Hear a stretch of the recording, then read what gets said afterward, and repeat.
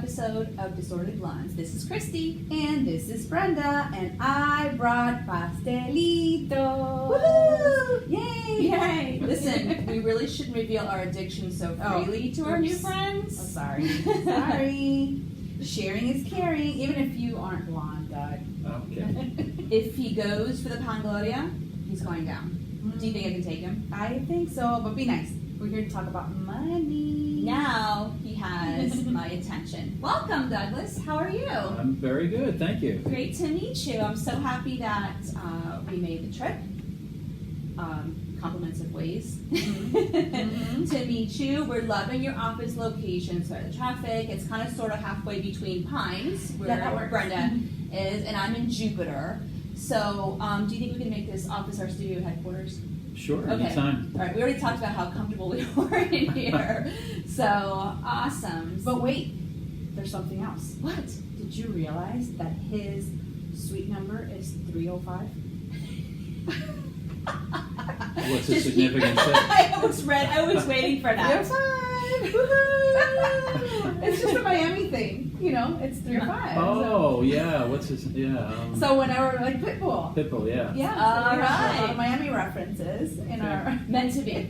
meant to be. Meant to be. That's funny. See, so even in Boca Raton, we are Bringing the 305. bringing the 305. You didn't even know it. No? Didn't. No. Okay, well, one of the reasons why we are here today is an old friend of ours. I should say old. I'm not saying that word Vintage. anymore. Vintage friend of ours. Vintage meaning longtime friend of ours, Carla. Mm-hmm. She's been recommending your financial services and borderline pushing you on us for years. But we love you, Carla. Hi, Carla. We're here today because of you. Does she get a kickback or what? We need to know. No, but I probably should. Awesome. Well, instead of us reading your lengthy, super impressive, we like that word. Sorry, we have to let them know that too. Super impressive bio. Please first tell us a little bit about you. Pretend we had no fun prior discussion before this. Tell us about yourself. I have a feeling we have a lot of mutual friends that we'll figure out through the process of interviewing you. And it is a small special needs world after all. That is true. Well, to begin with, I'm the proud dad of two young women now, I have to say. And both my daughters have special needs of varying degrees. My older daughter, Gretchen, is really the catalyst behind everything that I do personally and professionally, and have done for the last probably 26 years exclusively, and that's based around the topic we're here to discuss, which is estate and financial planning for families who have dependents with special needs. So Gretchen was our first child. My wife and I are childhood sweethearts. I love that. Cutie. Aww. What's her name? Nadine. Hi, Nadine. Nadine. So we go in for what we thought was a routine C-section and not so routine. So what happened was Gretchen had an insult in utero in the last trimester, and her central nervous system kind of went offline, and she stopped moving, stopped swallowing, and was, make a long story short, very, very impaired with a poor prognosis. Pretty much all the doctors said that she probably wouldn't make it out of the NICU, and if she did, then we were probably, according to them, taking her home to die. That didn't happen because she's 28, so that just goes to show you can't take to heart what doctors say, and I'm sure you can relate to that. It hasn't been easy, like I'm sure it hasn't been easy for all of you and for all of the people out there listening to this podcast. Gretchen didn't sit up until she was 2. She didn't walk until she was close to 4, walk with a walker till she was 7, had a G-tube put in at 6 weeks, and didn't swallow anything until she was 7. But then we were able to take her G-tube out at 13. 13. Yeah, that's so long. Long time, yep. She went to school with a nurse all the way up until middle school. She couldn't eat. regularly now? She couldn't eat. Well, now she can't eat a steak or anything, but Right. she certainly can eat regular food because she didn't swallow. Her masticular muscles didn't develop in her face, so she has an open mouth posture, and to chew, she can't chew on her own, so she has to take her chin and aid, Okay. push her. Mm-hmm. So it's awkward, obviously, and it has been awkward for her socially. Yeah. To get friends and Sure. to have that social interaction. But she's a success story. She entered the middle school at about a fourth grade reading level, but with a lot of intervention and a lot of support and an inner drive that I think all of our kids have. It's just trying to tap into that. She wound up in high school kind of figuring out how she learns. She graduated from high school, and that's a pretty big accomplishment in and of itself, given all of her history. But she wound up going on to community college and did so well there. She graduated with an associate's degree, and because she did so well, she wound up getting a scholarship, actually, to a 4-year university and finished with a bachelor's degree. She drives. It took her like 5 times to pass the driver's test, but she drives. She has almost like I said, she had like an intrauterine stroke, so on one side of her body is more impaired than the other. She's had a lot of surgeries and stuff, but she lives independently now. She has a service dog. She works. She's fully independent. It's not a bed of roses. She has other issues. She has mental illness issues and things because of all of her issues. She's been dealing with her whole life. But she's independent and she's out there, doing it. So I think that's all we can hope for our kids. They live as independently and as happily as they possibly can, just like the rest of us. Oh, absolutely. We're all just doing the best that we can. Absolutely. So we love to hear those stories. Yep. Really And love it. professionally, I'm a financial advisor with Mass Mutual Special Care, which is a network of advisors basically specialize in doing planning for families who have dependents with special needs. I've been doing this, like I said, exclusively for about 28 years. There's about 500 of us nationally. About 85 to 90% of us are parents, or we have family members with disabilities. Wow, that's impressive. We're very unique in the financial services world. Not only that, we have ongoing continuing education and higher education that we do every year. We have a national conference where we bring in attorneys and people from government and academia to talk about all these issues. And I speak all over. I speak nationally. I've spoken at the Autism Society of America. I speak in Florida. I speak at Family Cafe. All of the schools, organizations, and I try to educate families and empower them with information so that they can better understand where they're at, what they've done, where their gaps are, and then work with families individually to kind of help them navigate these issues and come up with a strategy. So that's me in a nutshell. So I can speak from personal experience. Just speaking with someone who gets it is kind of like what we strive for in our every day. Just relating is half the battle. So we really appreciate it. thank you. But we're not going to lie, and it's not because math is not our strength. But talking about money just makes us nervous, and it makes us as nervous as the thought of us not living forever and to take care of our kids, our special needs kids. So you make us doubly nervous. Is this normal? I mean, we're not normal. We're not normal, but is it normal to have those feelings? Of course, it's normal. I think it's normal for everyone to be concerned about those things. If you're not concerned about those things, especially when you have a family and you have people that depend on you, I think there's something wrong there. Yeah. But I think it's more pressing when you have someone in your family who has special needs. because there's a theme that runs through our planning that's different from the rest of the people out there, and that theme is dependency.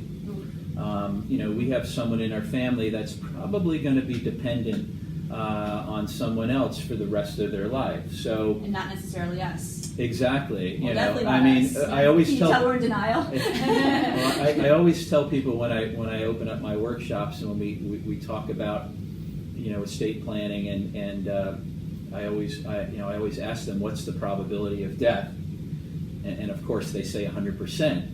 Because it is 100%. There's no way you can outsmart death. The problem is we don't know when it's going to happen, and it's poignant to talk about this now because life has all kinds of twists and turns, and you never know. That's why we not only do we have to do things in the present, we also have to plan for the future. Because if you don't do that,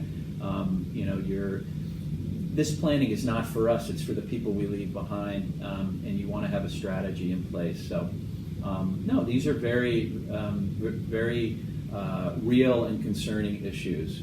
And many of your clients come in? Oh, all of my clients come in like nervous. That. Yeah, they come in nervous, and they right.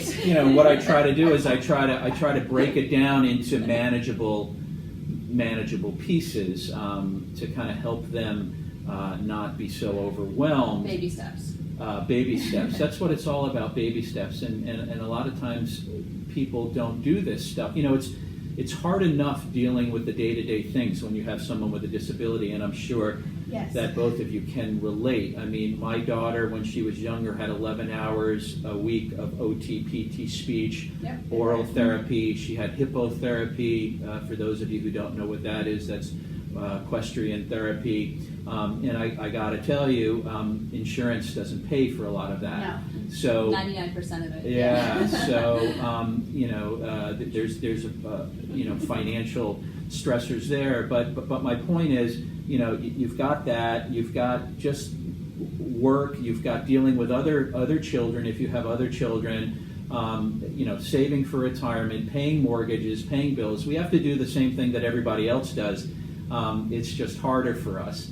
But there needs to be a strategy in place because there's so much at stake, and it's a question of just breaking it down, and it can be done. So. Perfect. Douglas, you deal in special needs trusts, wills, guardianships, letters of intent, and investing. Where does one start? Well, one starts by obviously breaking it down and understanding estate planning in general and how estate planning differentiates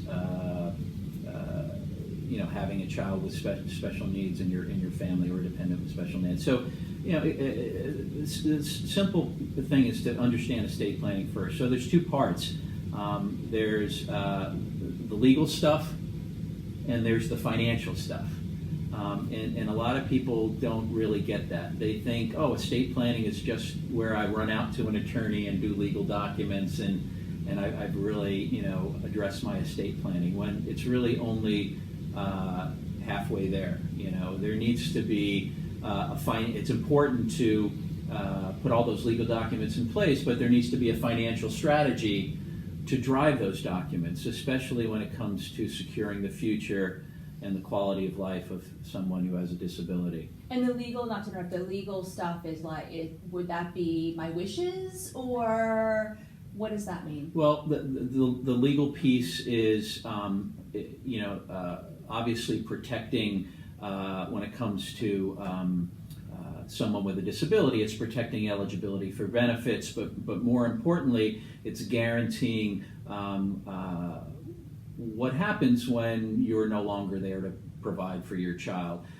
There's basically the foundation of every legal plan is a will, whether you're in Florida or New Jersey or Texas, and what a will does is it passes all your worldly possessions on at your death. What do I mean by that? It's everything that you own.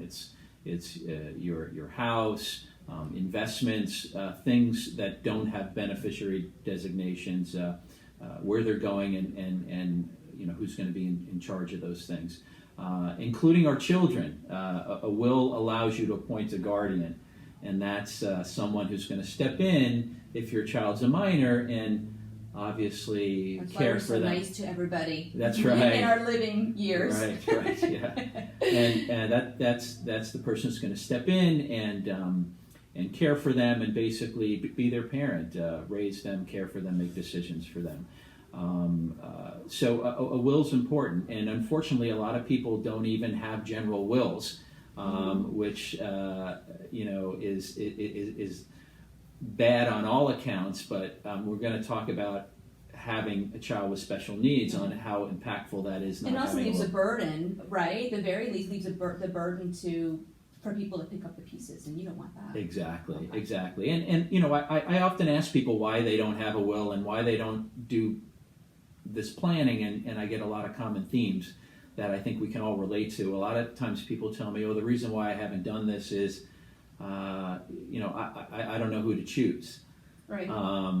Should it be my brother? Should it be my husband's sister? So people vacillate back and forth, and nothing ever gets done. And what happens is, time goes by. A year goes by. Life happens, and I have some people that walk into my office that are like in their 60s, and their kids are like in their 40s with autism and Down syndrome, and they still don't have a plan together. And I always say we're walking a tightrope, and eventually that rope, is going to get frailer and frailer as we get older. So, when's the time to do this? The time is really now. The time was yesterday, really, but we can't recapture that. And another reason why I hear people don't do this is they say, I don't have enough time. And you're gonna have less time when you're gone. Exactly. And I can relate to that. They say, look, I don't have enough time to do this. And we said earlier that, taking care of a dependent with special needs is a full-time job. Not only that, but on top of your regular job, if you work and dealing with the school and insurance and doctors, other children, that people tend to put it off, and the same thing happens.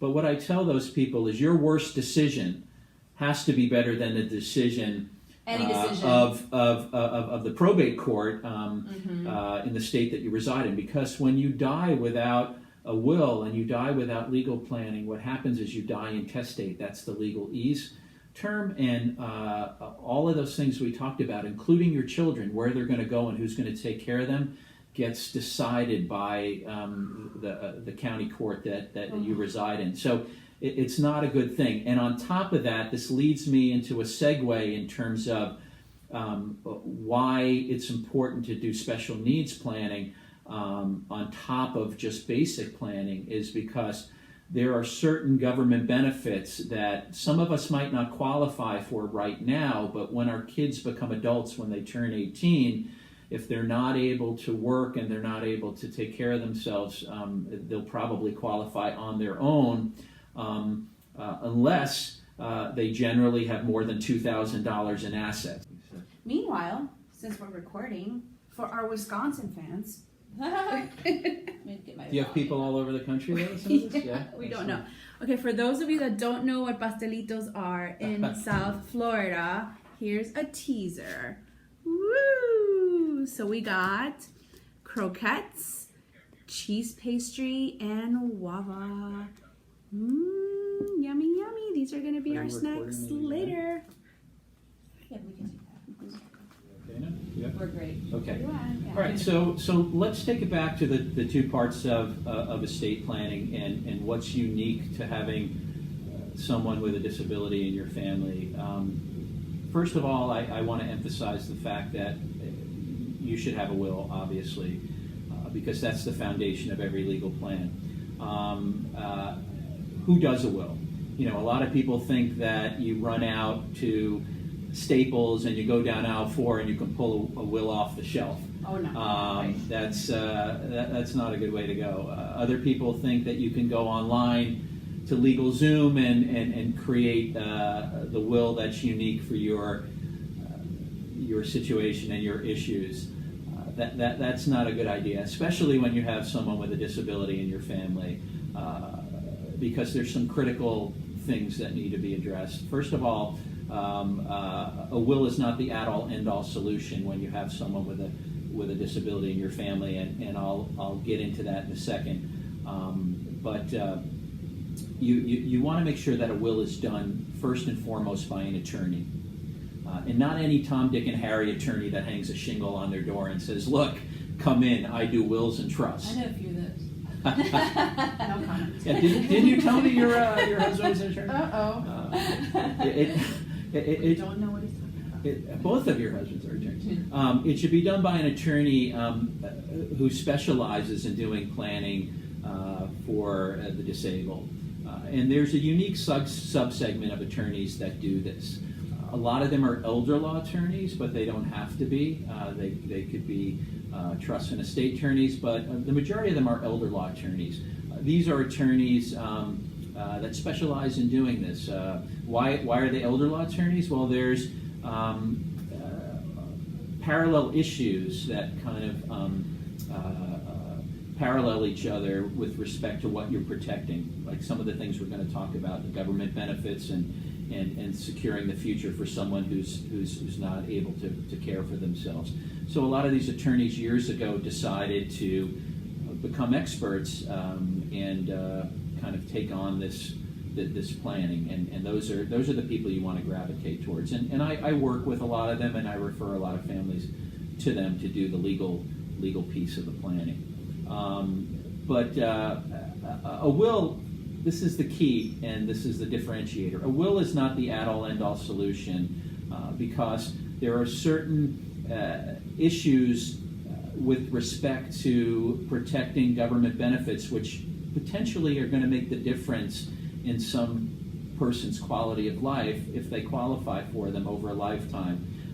And I want to explain what those government benefits are and how to protect them and why doing traditional planning kind of falls short.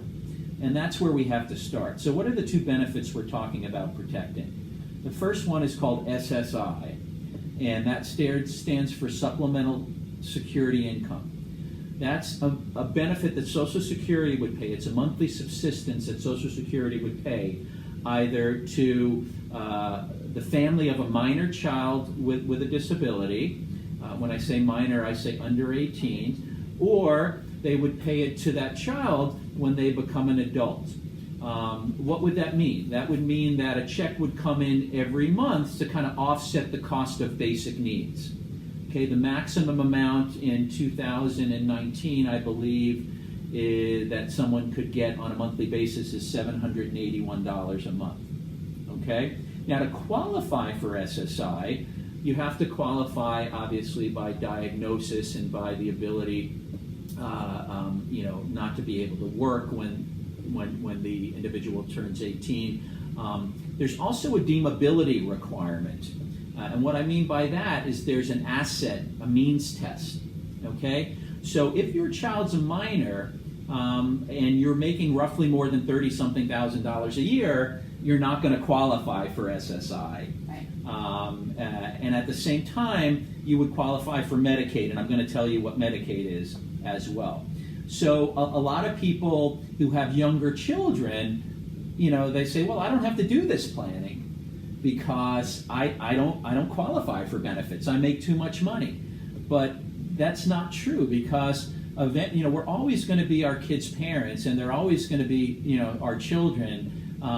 But what happens when they turn 18? What do they become? They become adults, even though they might not have the capacity to function as adults, right? So on their 18th birthday, that umbrella that was sitting over your head, looking at all your stuff, where do you think it goes? It goes on top of their head. So on their 18th birthday, they will qualify on their own if they're not able to work and they're not able to support themselves.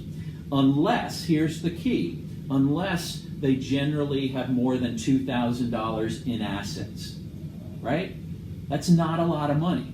How many of you out there are sitting with accounts for your children that are in excess of $2,000? That you might say, well, I don't have to worry about it now because we don't qualify for benefits. But eventually we're all getting older and they're going to turn 18, and then when it comes time for you to qualify for benefits and you go down to the Social Security office, what do you think they're going to say? No. And the only way to get them eligible is to spend that money down. And that's silly because you want to make that money last. Even on a higher level, if you're a single parent or you're husband and wife, and let's say you get into a car accident and you leave assets directly to your child, that's considered a deemable asset. And by having just a generic will, if it was done correctly, yeah, you can have like a trust for a minor in a will, but that's considered deemable by the eyes of Social Security and Medicaid. And if you don't have a will, then you're leaving assets directly to your child under, the laws of intestacy, and that's not a good idea. So what do? Do we disinherit our kids? Do we? No. Years ago, though, that's what people used to recommend. They used to say, leave your children with a disability $1, and then leave it all to your brother, because your brother was going to take care of everything, and you guys talked, and he said, no, don't worry, leave me all the money. Right. But your brother's married to... A gold digger? Sorry, trying to keep it light. She's not but gold digger. To your sister-in-law, the gold digger. 18 years. So your brother's married to your sister-in-law, the gold digger, and now he has all the money, right? It's not protected. I mean, she has all the money. You're right. It's not protected. It's not safeguarded, right? So my point. 50% of it, right? Yeah, my point is, you never want to leave money outright to someone. You never want to disinherit someone because the money's not protected and it's not safeguarded. So what do? Well, in the early 90s, there was a big lobby by parents and caregivers like us and the sub-segment of attorneys that I told you about, these elder law attorneys, to push Congress to ratify a way that we could plan for our kids. And there was some tax reform passed under what's called OBRA 93, which allows us to not disinherit our kids and to leave assets for their benefit, but leave it a certain way. And the way we have to leave it is in trust for them. It's called a special needs trust, or the legalese term is a supplemental benefits trust. And it's basically a way that we can leave money, and there's no limit to the amount of money that can go in there. There could be $50,000, there could be $1 million. Certainly $50,000 is not going to go very far for lifetime care to ensure quality of life of someone who's 17 years old with autism who has another 60 years to live. But my point is, it's basically a way that you can still get the government benefits, and then the money in this trust is there to supplement their needs, to provide for their quality of life immediately and over their lifetime. So what is a trust? A trust is a cup, right? Well, it's not really a cup, but it's a legal document that receives what? Money. It could hold other things, but really it needs money to be impactful, right? In the life of someone who needs care. So it can either get it now or it can get it at some point in the future. For most of us, it's at some point in the future, right? Because we don't have enough money to put in the cup now, and we need the money now for us. I'm so glad we broke that ice. Woo! Okay. So that's what's different. So a special needs trust is basically a trust that we can create that really ensures government benefit eligibility for someone with a disability. Now, a funded trust, right, that's where the financial piece comes in, right? Okay. Is going to make the difference between one person's quality of life and the other person's quality of life, right? What do I mean by funded? It's a trust that has money in it and has the ability to provide for those things over that individual's life. One of the things I want to talk about is I want to back up a little bit, and I talked about SSI, which is a great benefit to protect. Look, if my child can't go on to college or go on to higher education, and they're going to be a dependent for the rest of my life, I'm not going to turn away $751 from the government. Nor would my sister, if my wife and I pass away, because she's going to step in and because she has her own family, her own needs, her own issues. That's a great benefit to protect. But really, the key thing that we're protecting here, and this is what I want to emphasize with everyone who's listening here, are the Medicaid benefits. Because Medicaid is huge in the life of someone with a disability. What is Medicaid? When I say Medicaid, a lot of people tell me, oh, Medicaid, I remember Medicaid, my grandfather was older. For old people. Yeah, for old people. That's for old people. I remember my mother and my father talking about, getting my grandfather eligible to potentially go in a nursing home, and I remember them transferring their assets and, transferring his home and all that stuff. And you're right, that's one part of the Medicaid pie. Other people say, oh, Medicaid is health insurance for poor people. It's government health insurance for poor people. And you're right, that's another slice of the pie. But you know what the biggest slice of the pie is for Medicaid dollars? To provide services for people with disabilities. So Medicaid is huge. It provides for health care, prescription drugs, outpatient treatment, residential services, living options, supportive care, respite. It's basically the ticket to the Magic Kingdom for someone with a disability. Right? So that's why it's so important to protect these benefits. And without doing the planning the way we're outlining it, you're jeopardizing all of this stuff. What are some of the things parents should think about when setting up a children's trust? First of all, obviously when you're putting a plan together, a legal plan together, you have to figure out who's going to fill certain critical roles. The two key roles that need to be filled in legal planning are primarily the guardian and the trustee. So the guardian, we're talking about the guardian at this point who you're going to appoint in your will, right? Especially when you have a minor child. That's someone who's going to step in as parent. Step in, take care of your kids, raise them, care for them, make decisions for them. How do you go about picking that person? Well, you should first of all think of people that are on the same sheet of music as you in terms of values, in terms of parenting. Do they have the ability to deal with the special needs issues?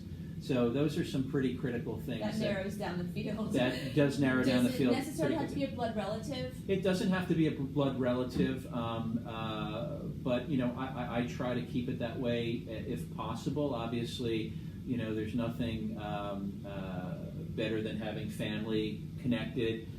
However, in a lot of families, that's not the appropriate way to go. So it might be, because of, a lot of times families don't have people, that are close to their age. They only have parents, and they only have, certain options to deal with. So it can be challenging. It should be someone generally your age, and then as if it's not hard enough to do that, you have to do succession planning, right? Oh, so if something were to happen to those people, yes. Who's going to step in? And I have this here. It's here. Yeah, succession planning. I was like, should you Right. need, because we have something like that for my son. Yeah. So that's important. And a lot of times people don't have anyone to choose, and so there are professional guardians and there are fiduciaries that can step in and fill that role. So there are options for everyone. We don't have the time to go into all those details, but there certainly are options. And then the other big piece is picking who that trustee is going to be. Certainly when you create a trust, generally the parents will be the trustees, but then you want to have a successor trustee because eventually when the parents pass away, whenever that is, someone needs to step in. Again, you want to do succession planning there. And the trustee is really the person who's going to manage the money. Mm-hmm. Not by themselves, Right. probably with the help of an advisor, but more importantly, that's the person who's going to use that money discretionarily in your child's best interest. And it's not necessarily the same person, should not be the Well, same person. I was just going to say that. It's basically, a lot of attorneys sometimes are quick to recommend that they're the same person. Maybe they, it's that legal scale, the checks and balances. Maybe they think the guardian thinks with their heart and the trustee thinks with their head. But I'm not a big believer in that. But can the guardian kind of call the shots too? As to well, not as far as the trust goes. So whoever's the trustees in charge of that money. Okay, so let's say Dylan is going to take occupational therapy. So I need... You need to go to the trustee at that point, and Right. the trustee needs to write that check for the occupational therapy. So if there's a good relationship there and you think it makes sense to have them different people, then that's same. I mean, optimally, if they can be the same people, that's better, certainly because you have continuity built in there. But again, family dynamics are different. I don't think you have to worry about your sister-in-law high rolling it in Vegas, but she's a gold digger, and maybe you do. Sorry, Deborah. Now we know the real. She loves Vegas, which is so funny. So she's gonna have to listen. Yeah. So but my point is, you have to look at those individuals and what their strengths and weaknesses are, and look at the family dynamics to come up with the best solution that makes sense for your situation and your issues. There's no boilerplate formula. The takeaway for all of this stuff we're talking about is everybody's situation's unique. Mine is different than yours is different than Christy's, so on and so forth. It's just coming up with the best, most cost-effective strategy that you can for your planning. And backing up to that quandary is, with the letter of intent, which you haven't gone into just yet, does that kind of help drive the decision? Sure. Well, a letter of intent can be a useful document, and I'll talk about that in a second, because that's going to provide a narrative to those future caregivers. But before I do that, I want to just kind of back up a second, and I want to kind of break it down, I think, in a simple way for everyone to understand. So basically, the way that I look at this is a triangle. I'm a very visual person. Same. So as I draw my triangle in my notes. As long as there's no number. There's not angles or formulas. No, it's pretty simple. Okay, we're Thank good. goodness. Triangle's simple, right? It's got there's 4 points. I meant 4 points. Now you're confusing me. Oh my God. We have that effect on people. Guys are on the blinds for That's right. 10 minutes. It's rubbing off. That's it. Okay. You see what happens? So there's 3 angles to a triangle typically, right? Or 4. So no, there's not 4. There's 3 angles to a triangle. So visualize a triangle. On one corner of the triangle, at the bottom, we'll say that's the legal platform. This is a good review, right? So what does a legal platform do? That's what we talked about. That's having your will, your special needs trust. This is going to guarantee where your kids are going to go, who's going to take care of them, where the money's going to go, who's going to be in control of that money. By doing the special needs trust, we're protecting eligibility for certain critical benefits. We talked about SSI, and we talked about Medicaid. I mean, SSI is a good benefit, but really Medicaid's really the key thing here. Before we move on, I want to just finish the legal platform. There's also some additional documents that you would consider doing. One's called a durable power of attorney, which is basically a document that an attorney will do that you can do if you're husband and wife, that protects each other if you're incapacitated. So if you become incapacitated, you can appoint your husband in a good marriage. Your husband. We watch a lot of Dateline, so. I know. I just watched Dateline last night. Snap Dateline. So, and you can also do succession planning. So, if something happens to both of you, you can appoint maybe your sister, and your husband can appoint his brother, whatever. And you would want to do that because it's important to have control if that other spouse is incapacitated. On things that you own jointly, ownership transfers jointly, but it's other things that you don't own. You could have business interests. There could be retirement plans and things like that where you might be the beneficiary, but if your husband's incapacitated in the hospital and the market loses 1,000 points and you want to, stop the bleeding, you call the investment advisor up and you say, well, I'm the beneficiary and the wife, and they say, okay, do we have your power of attorney on file? That's nice. So that's an important, and that's kind of low-hanging fruit, and everybody should do that, whether you have someone with a disability or not. And then there's what's called a healthcare proxy or an advance directive, which has to do with the same thing typically, but for making medical decisions. And then the last thing is a living will, and that has to do with life support and those types of things. If you remember Terry Schiavo, that's it seems like it was yesterday. It's so impactful, but it was such a long time ago. We were around for that. Yeah, I know. No, it really was, and you would hate for that to happen. So I call those I'm still so upset about that. I call those the trifecta of estate planning. So usually when you're doing a meeting with an attorney and you're doing your legal documents, they're including that. So that's the legal platform. One other thing before we kind of go through the triangle is one of the things I want to talk about is guardianship. We talked about guardianship in the context of a will, and that's important certainly when you have a minor child, because you want to be able to appoint a guardian. But guardianship ends at 18. Now, you're probably all scratching your head. What do you mean by that? Guardianship ends at 18.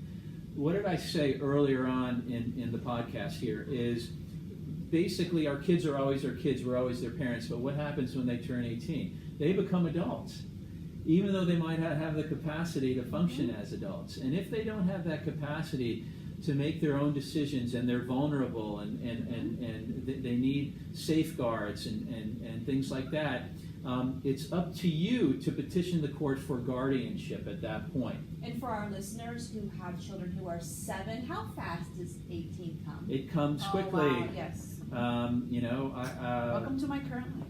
It comes quickly. Yes. My daughter's 28, and it's like in the blink of an eye. Yeah. Guardianship, generally, they should be talking about it in school. Roughly about 14, 15 years old, there should be some transition planning in your IEPs. Yes. And they talk about, part of transition planning and guardianship, or what other options might be available. Sometimes guardianship's not the answer, depending upon what the level of ability is of that individual, because if you get a full-blown guardianship, which basically gives you the same parental controls that you have now over person and property, there are rights that are given up by that individual, and not everybody needs a full guardianship. Which is why the process is a little daunting, because like for me, the thought that I have to go prove myself, the court system with Dylan, first of all, he's going to have a fit, right? Right. But the fact that I have to go there and prove it, where I just want to scream and say, my kid, I call the shots. So that's part of the process. You actually go and you have to petition the court. You have to petition the court. Now, at some point he's going to have to go. Yeah, you have to petition the court, and generally they hire an advocate's attorney for your child. So anyway, so that's guardianship. So let's get back to my triangle. Sorry. So I wanted to do a artwork right here. Oh, yeah. I labeled mine Bizarre Love Triangle. Yeah. After a song. So let's get back to my triangle. So we talked about the legal platform, and I wanted to finish it up before we moved on to the letter of intent. So the letter of intent is on top of the triangle. It kind of holds the triangle together. I'm going to get into the details right now, but before I do that, let's just go to the next corner of the triangle, which is the bottom on the other side of the legal platform, which is the financial strategy, because that makes up the foundation. The legal and the financial makes up the foundation of the triangle, right? And that financial corner drives, right, the legal strategy and the letter of intent, right? Because you could protect government benefits, and you can have the greatest special needs trust with all the T's crossed and the I's dotted, and you're going to protect those things, but what are government benefits, right? They're poverty level care. No one wants that for their child or their dependent, not now, not ever. So there needs to be a financial strategy. So that's what we're going to kind of wrap up with. But before we do that, let's talk about the letter of intent, because that's just as important as the special needs trust in our plan for a different reason. The letter of intent is a letter of instruction to those future caregivers. It's not a legal document, so it's not done by an attorney. Who do you think it's done by? The parents, right? Not Staples. Not Staples, no. The parents. So it's a legal document done by the parents that basically provides information to those future caregivers so that they can continue to care for that individual, to advocate for them, and to provide the quality of life that you would want for them over their lifetime. So there's two parts to a letter of intent. It's not legal, cannot be enforced. It cannot be enforced in court. It's not a legal document like a will or a trust. And Okay? the things that would be enumerated in that would be I'm going to break it down. Awesome. There's two parts to a letter of intent. There's the factual stuff, and there's the intent stuff. Okay? So, what's the factual stuff? So the factual stuff is basically, who's your child? What's their diagnosis or lack thereof in my case? You want to start by doing a chronological overview of when they were born. Were they diagnosed when they were born? Was it result of an accident, an injury? Were they diagnosed at a certain age? From that point on, milestones met, not met, complications, hospitalizations, and then you're going to close it out in the present tense. And you're going to describe to someone who's reading this, what can your child do today independently, somewhat independently, maybe assisted for a child their age. Then you're going to go into those two parts, the factual stuff, right? Something happens to you and your husband, or if you're single parent, life goes on, right? Whoever's stepping in has to continue to provide that level of care that you've been providing all your life. So not only their diagnosis, but who are their doctors? Their primary pediatrician or their internist, depending on what their age is. Is there an OBGYN? Are there any specialists? Is there an orthopedist, an endocrinologist, a cardiologist? Name, address, phone number, email. What have they been being treated for? What types of tests have been done? What type of treatment have they had? Do they get therapy currently? What type of therapy? OT, PT, speech, oral therapy, whatever it might be. So what you're saying is I could just take my binder and I was write going to say, it's going to be a thick document for some 2 of or us. 3 huge binders and say letter of intent 1, letter of intent 2. Letter of intent it's exactly this. It'll be a binder. I have one that I typically help families put together. It's roughly about 40 pages. Wow. There's some things that are relevant, some things aren't, depending upon what your child's issues are, but it covers pretty much everything, from nursing requirements, from equipment, from therapy, from all kinds of things. So that's the factual stuff. What else might be important? Maybe where your child goes to school today.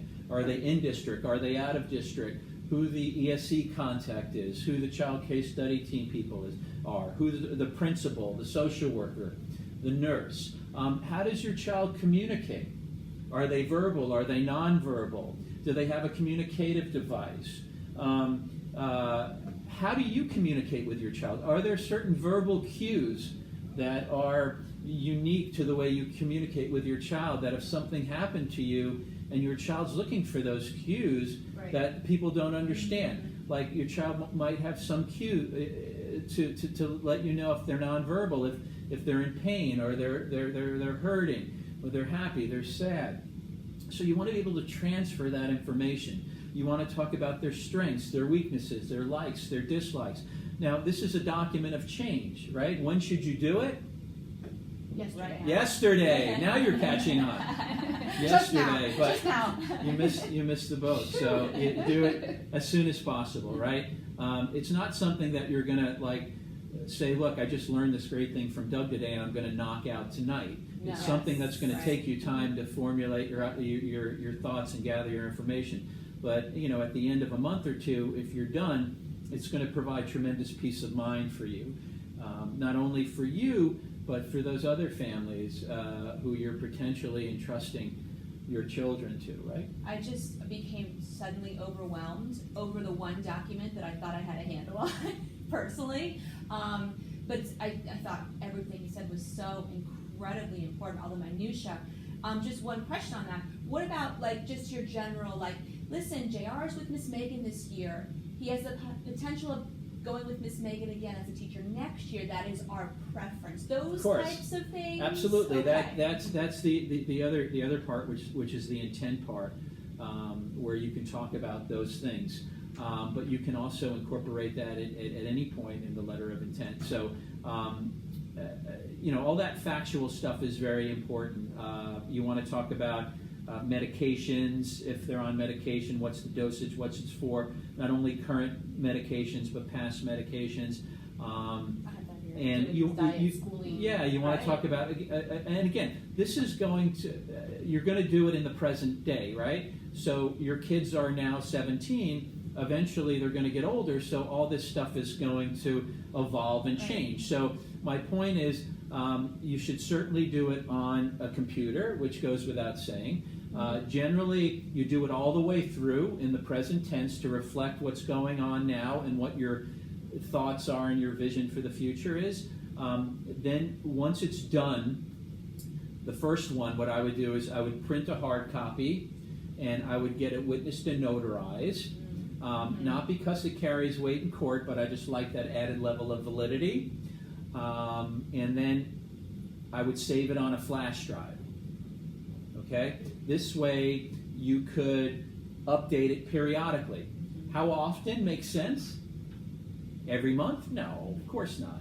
Generally every year. You travel, that kind of stuff. Every year, generally, you want to update your letter of intent, or during the year if you travel, or there's a milestone, or something good or bad happens, an experience with a doctor, whatever, you can always update it. But at least every year you want to benchmark a time where you're going to review your letter of intent, and also, during the year, if there's a change, you can make it easily. To summarize with the letter of intent and kind of back up, we've got the factual stuff where we've pretty much gone through.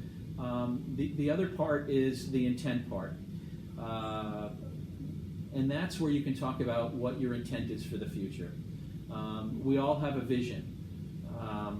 My vision for my daughter from the moment I saw her was, and she was very impaired, but always in the back of my mind, I wanted her to be as independent as possible. Whatever that looked like, I didn't know. But I wanted to strive for independence, and I'm lucky. I'm one of those who's actually shaking hands with that vision.